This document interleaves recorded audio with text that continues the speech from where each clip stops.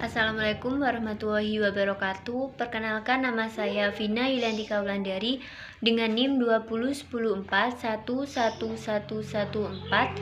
dari kelas manajemen DO. Ingin menjelaskan tentang 3 materi. Yang pertama tentang bisnis, dan yang kedua manajemen, yang ketiga kepemimpinan.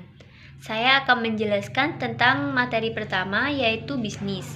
Apa pengertian bisnis itu? Bisnis adalah suatu kegiatan yang dilakukan oleh individu atau kelompok yang melibatkan sebuah penjualan, pembelian, pembuatan, atau penukaran barang jasa untuk mencapai sebuah keuntungan atau laba.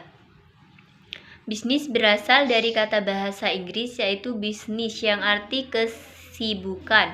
Kesibukan bertujuan untuk mencapai sebuah keuntungan atau laba. Jenis bisnis dibagi menjadi 2 berdasarkan aktivitasnya dan berdasarkan kegunaannya. Berdasarkan aktivitasnya ada 4. Yang pertama, kontraktif, artinya kegiatan usaha yang bergerak di bidang pertambangan, dan yang kedua, agraris yang bergerak di bidang pertanian, dan yang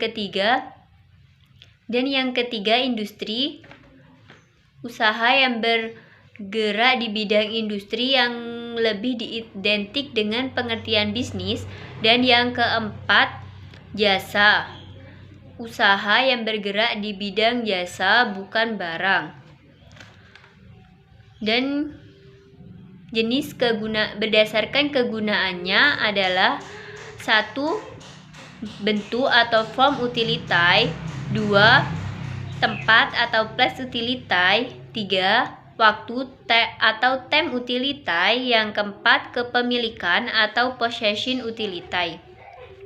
Contoh bisnis ada 3. Yang pertama, contoh bisnis produksi bahan mentah, yaitu usaha mebel, usaha keripik, usaha tempe, usaha plastik, usaha karet, usaha sawit, dan masih banyak lagi usaha bahan mentah. Dan yang kedua, contoh bisnis konstruksi, yaitu jalan raya, bandara, pelabuhan, gedung bertingkat, dan lain-lain. Dan yang ketiga, contoh bisnis finansial, asuransi, dan real estate, yaitu kredit permodalan, asuransi, perencanaan, serta kredit kepemilikan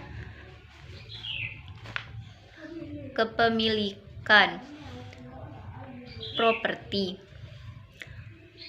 Dan yang kedua, saya akan menjelaskan materi tentang manajemen. Apa manajemen itu? Secara umum, manajemen adalah suatu proses di mana seseorang dapat mengatur segala sesuatu yang dikerjakan oleh individu atau kelompok.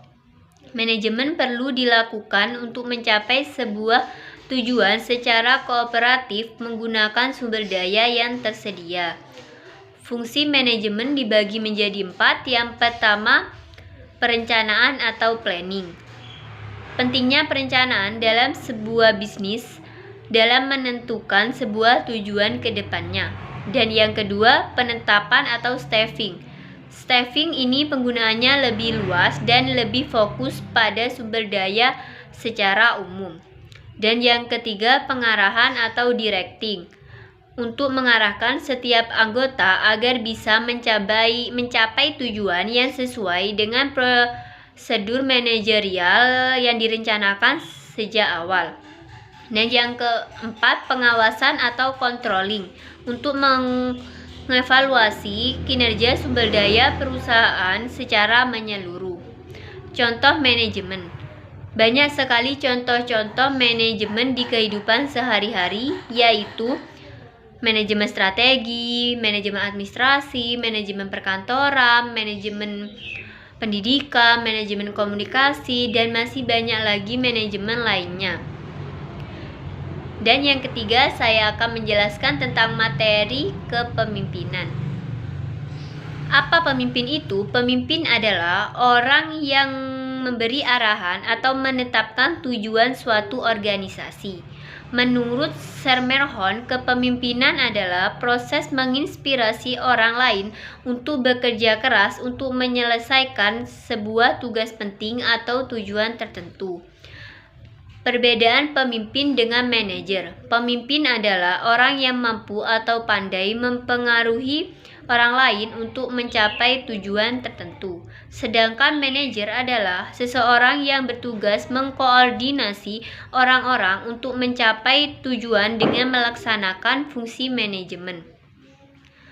Teori munculnya kepemimpinan dibagi menjadi 3, yaitu teori genetis atau keturunan.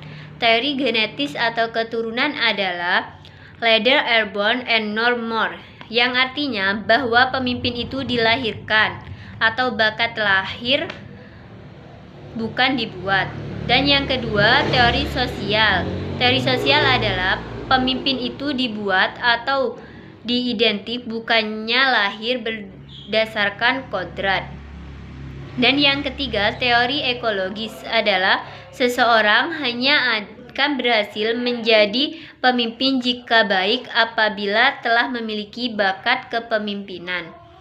Karakter pemimpin yang unggul menurut Cauchy dan Posner 1955 yaitu: yang pertama, pemimpin yang menentang proses; yang kedua, memberikan inspirasi wawasan bersama; yang ketiga, memungkinkan orang lain dapat bertindak dan berpartisipasi; yang keempat, mampu menjadi petunjuk jalan; dan yang kelima, memotivasi bawahan.